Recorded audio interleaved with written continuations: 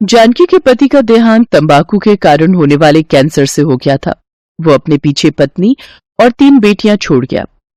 अब घर की सारी जिम्मेदारी जानकी के कंधों पर आन पड़ी। किराया न भर पाने के कारण मकान मालिक उन्हें धक्के मारकर निकाल देता है। जानकी की बड़ी बेटी सीमा 9 साल, मंझली बेटी रेनू 7 साल और सबसे छोटी बेटी पिंकी 5 साल की थी।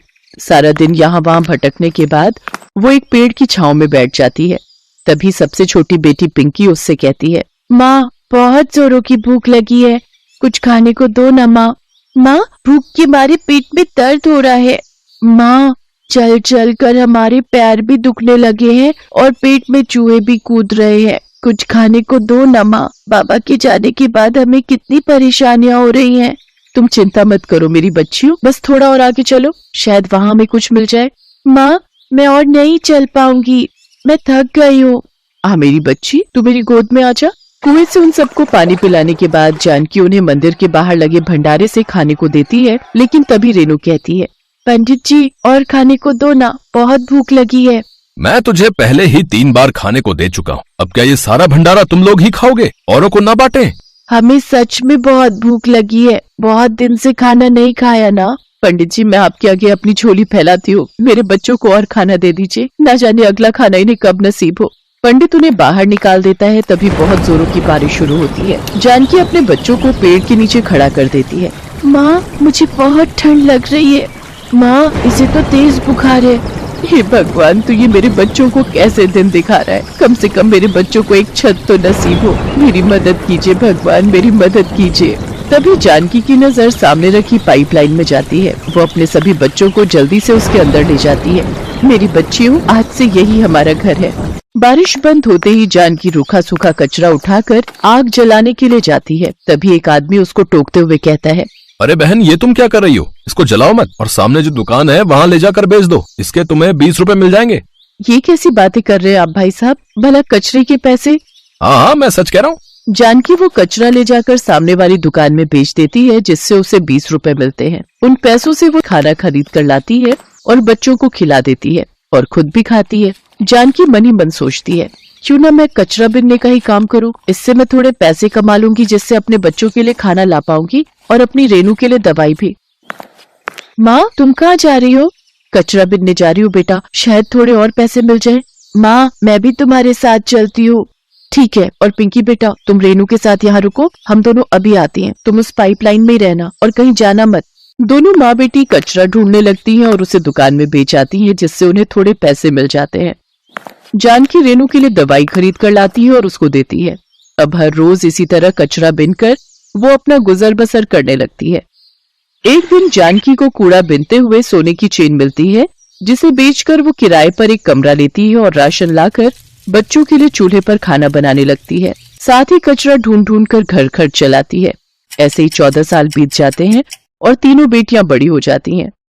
पढ़ाई पूरी होते ही तीनों बेटियों की छोटी मोटी नौकरी लग जाती है, जिससे जानकी का बोझ कम हो जाता है। एक रोज जानकी अपनी तीनों बेटियों से कहती है, देखो बच्चों अब मैं बूढ़ी हो चुकी हूँ, शरीर में जान भी नहीं है, तुम लोगों की भी शादी की उम्र हो गई है, अपने जीते जी तुम्हारे हाथ पीले कर दूं, बस फिर मुझे और क्या चाहिए। मैंने एक जगह रिश्ता देखा है, वो तीनों भाई हैं, तुम सबको खुश रखेंगे, घर परिवार भी अच्छा है, तुम तीनों को इस रिश्ते से कोई आपत्ति तो नहीं ना? माँ आपने हमारे लिए जो भी सोचा होगा अच्छा ही सोचा होगा। हाँ माँ आप हमारे लिए कभी कुछ गलत कर ही नहीं सकती। कुछ दिनों बाद जानकी के घर में लड़के वालों की माँ सरलाती है, देखिए बहन जी मुझे आपकी बेटियां पसंद हैं, दिखने में सुंदर हैं, घर और बाहर का कामकाज भी जानती हैं, लेकिन वो क्या है ना 3 बेटों की माँ हूँ तो थोड़ा दहेज तो लेकर ही जाऊंगी। आप चिंता मत कीजिए, मुझसे जितना बन पड़ेगा मैं अपनी तीनों बेटियों के लिए जरूर करूंगी। कुछ महीनों में सरला के तीनों बेटों की शादी जानकी की तीनों बेटियों से हो जाती है, लेकिन विदाई के वक्त दहेज का सामान देखकर सरला जानकी से कहती है, आपकी बेटियों को विदा करके मैं तो नहीं लेकर जाने वाली। तीनों बेटियों के नाम पर आपने बेड, फ्रिज, अलमारी बस यही दिया और नगद के नाम पर बस 15,000। अरे तीनों बेटियों के हिसाब से दहेज तो देती। बहन जी मुझ गरीब से जितना हो पाया मैंने किया, मुझ पर रहम कीजिए और मेरी बेटियों को विदा होने दीजिए। नहीं पहले मुझे और दहेज चाहिए, तभी ये विदाई होगी।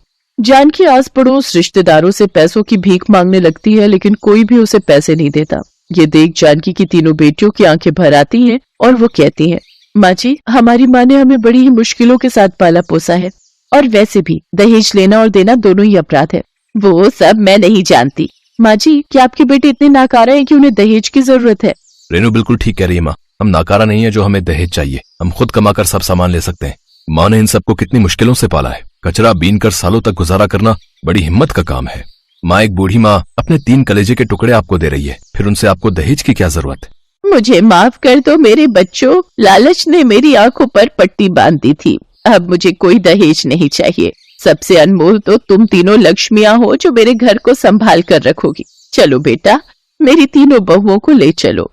वो तो ठीक है माँ, लेकिन आज हमें एक नई माँ और मिली है और इन्हें हम इस बुढ़ापे में अकेला नहीं छोड़ सकते। दामाद भी तो बेटे ही होते हैं ना, इसलिए आज से ये माँ भी अपने इन बेटों के साथ ही रहेगी। जुग जुग जियो मेरे बच्चों। इसके बाद अपनी बेटियों की विदाई करके जानकी देवी भी उनके साथ उन्हीं के घर में रहने लगती है। अब सभी एक साथ खुशी खुशी रहने लगते हैं। शहर के महिला कलेक्टर की शादी की सालगिरह थी। उनका घर पूरी तरह सजा हुआ था। मेहमान एक एक कर आ रहे थे और उनको बधाइयां दे रहे थे। तभी वहां गेट पर एक काले रंग की कार आकर रुकी और उसमें से सूट बूट पहने एक लड़का निकला। उसके हाथों में फूलों का गुलदस्ता था। वो सीधा कलेक्टर और उसके पति के पास गया और उनको गुलदस्ता भेंट किया। शादी की सालगिरह की बहुत बहुत बधाई हो मीता, और तुम्हें भी कुंदन। अमित, तुम यहाँ? इतना आश्चर्यचकित होने की जरूरत नहीं है, अमित को मैंने ही इनवाइट किया है। Come on Amit, enjoy the party.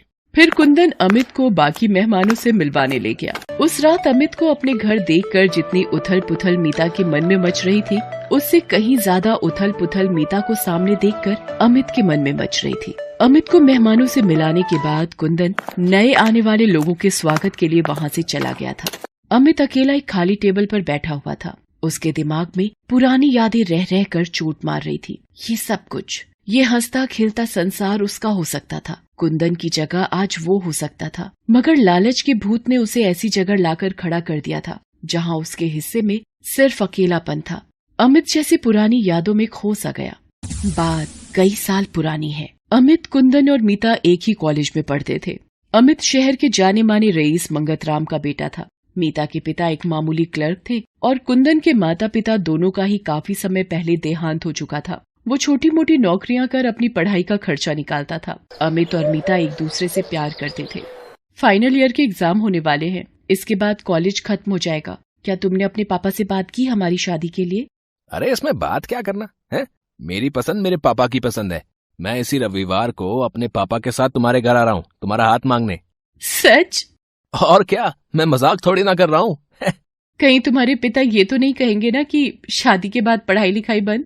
तुम तो जानते हो ना कि मुझे सिविल सर्विस की तैयारी करनी है। ऐसा कुछ नहीं होगा। शादी के बाद तुम मन लगाकर अपनी तैयारी करना, कोई तुमसे कुछ नहीं कहेगा। अब तो मीता बेसब्री से रविवार का इंतजार करने लगी। रविवार के दिन तय समय पर अमित और उसके पिता मंगतराम अपनी चमचमाती कार से मीता के घर पहुंचे। मीता के पापा उनका स्वागत करने के लिए दरवाजे पर ही खड़े थे। उनके आने पर मीता के पापा अशोक जी उन्हें अंदर लेकर आए। उनका मामूली सा घर देखते ही मंगतराम ने नाक भौं सिकोड़ना शुरू किया। अरे ये किस घर की लड़की को दिल बैठा, ये बेवकूफ लड़का है। घर की हालत देखकर तो लगता है कि यहाँ से मुझे दहेज में एक फूटी कौड़ी भी नहीं मिलेगी। चाय नाश्ता करने के बाद अशोक जी, अब जरा लड़का लड़की को आपस में बातें करने दीजिए और आप जरा मेरे साथ बाहर टहलने चलिए। फिर अशोक जी और मंगतराम बाहर निकल गए। ये तुम्हारे पिता मेरे पापा को बाहर क्यों ले गए? कहीं मेरी शिकायत तो नहीं करेंगे कि लड़की देखने में ऐसी है वैसी है? अमित इस बात पर कुछ नहीं बोला, बस मुस्कुरा भर दिया। थोड़ी देर टहलने के बाद अशोक जी और मंगतराम अंदर आए। अशोक जी के चेहरे की हवाइयां उड़ी हुई थी। भाई अशोक जी, रिश्ता तो हमें मंजूर है, मगर आप मेरी बात का ध्यान रखिएगा जो बाहर मैंने आपसे कही है। इसके बाद शादी की तारीख तय करके मंगतराम और अमित वहां से चले गए। क्या हुआ पापा, आप कुछ घबराए हुए से लग रहे हैं? कुछ नहीं बेटा, बस थोड़ा दुखी था कि अब तू मुझे छोड़कर चली जाएगी। दिन बीतते रहे और आखिर शादी की तारीख भी आ गई। शादी वाले दिन सभी मेहमान पहुंच गए। कुंदन को भी शादी का निमंत्रण मिला था, वो भी वहां आया हुआ था। मीता दुल्हन के लिबास में सजी धजी मंडप में आई। अमित पहले से ही मंडप में बैठा था। फेरों का समय हो रहा था। तभी मीता की नजर अपने पापा और मंगत राम पर पड़ी। फिर अशोक जी ने अपनी पगड़ी निकाल कर मंगत राम के पैरों में रख दिया। मंगत राम पगड़ी को लात मारता हुआ चिल्लाया, पैसे नहीं थे तो अपनी हैसियत के हिसाब से लड़का देखना चाहिए था ना। मैंने उसी दिन कह दिया था कि 20 लाख से 1 पैसा कम नहीं लूंगा, और आज तुम कह रहे हो कि सिर्फ 8 लाख का ही इंतजाम हो पाया है। अरे मेरे बेटे के लिए तो कई रिश्ते आ रहे हैं जो 50 लाख तक देने को तैयार हैं। वो तो मेरा बेटा तुम्हारी बेटी से प्यार करता था, इसलिए मैंने इस रिश्ते के लिए हामी भरी थी, मगर अब ये शादी नहीं हो सकती। देखिए, ऐसा कीजिए, मेरी और मेरी बेटी को सबके सामने बदनाम न कीजिए। मगर मंगत राम ने कुछ नहीं सुना और अपने बेटे अमित से कहा, हमें तो उठ मंडप से, हम अभी यहाँ से जाएंगे। अपने पिता के सामने अमित की बोलती बंद थी। वो चुपचाप उठ गया। उसे इस तरह उठता देख मीता का तो जैसे दिल ही रो पड़ा। प्यार के इतने बड़े बड़े वादे करने वाला आज एक ही झटके में सारे रिश्ते तोड़ कर जा रहा था। भर्राए गले से मीता सिर्फ इतना ही कह पाई, अमित तुम भी। इसके बाद उसकी आंखें भीग गईं और वो कुछ नहीं कह पाई। मंगत राम अमित और बारात के साथ वापस लौट गया। धीरज रखो बेटा, मैं एक बार फिर मंगत राम से बात करूंगा। नहीं पापा, अब उस लालची बाप बेटे से कोई बात नहीं करनी है। मैंने फैसला कर लिया है कि मैं अमित या उसके परिवार से कोई रिश्ता नहीं रखूंगी। मैं जान गई हूँ पापा कि ये सब पैसों के लालची लोग हैं। इनके सामने प्यार और जज्बातों की कोई अहमियत नहीं है। मैंने सोच लिया है कि अब मैं अपना सपना पूरा करूंगी और IAS बनूंगी। तभी पीछे से आवाज आई, और इस सपने को पूरा करने में मैं तुम्हारा साथ दूंगा मीता। मीता और अशोक जी ने मुड़कर देखा तो वहाँ कुंदन खड़ा था। कुंदन तुम? हाँ मीता, मैं तुमसे शादी करूंगा, अगर तुम्हें मंजूर हो तो। मीता के चेहरे पर मुस्कान तैर गई। उसने सिर झुकाकर हामी भर दी। फिर क्या था, उसी मंडप में सारे विधि विधानों से कुंदन और मीता की शादी हो जाती है। सालगिरह की पार्टी में कुंदन की आवाज से अमित का ध्यान भंग होता है। कहाँ खोए हो अमित? चलो खाना खाते हैं। अमित बुझे मन से, काश उस दिन मैंने थोड़ी सी हिम्मत दिखाई होती तो आज ये प्यारा सा संसार मेरा होता। गलती पिताजी की नहीं थी जो उन्होंने लालच किया था, गलती मेरी थी जो मैं उनकी लालच के आगे हार गया। मगर अब पछताने से क्या होता? जिनके नसीब में प्यार होता है उन्हें प्यार मिल ही जाता है, और जो पैसों के आगे प्यार को अहमियत नहीं देते उन्हें अकेले ही सारी जिंदगी काटनी पड़ती है।